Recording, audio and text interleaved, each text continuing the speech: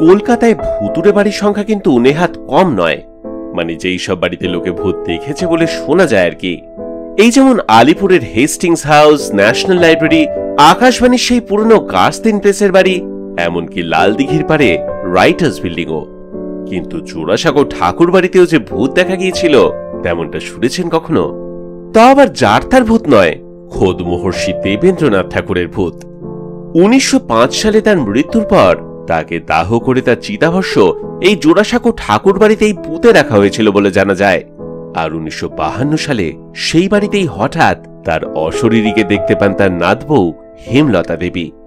পরবর্তীকালে সেই বাড়িতেই চালু হয় রবীন্দ্র ভারতী বিশ্ববিদ্যালয়, আর বাড়িটার একাংশে শুরু হয় মিউজিয়াম। সেই মিউজিয়ামের কিউরেটর সমর ভৌমিক সেখানকার নাইট গার্ড দুর্যোধন ঢাল এবং ড্রাইভার মিশ্রের কাছে অদ্ভুত সব ঘটনা শুনেছিলেন। তারা কেবলমাত্র মহর্ষিকেই নয়, রবীন্দ্রনাথের ভূতকেও নাকি চাক্ষুষ করেছিলেন।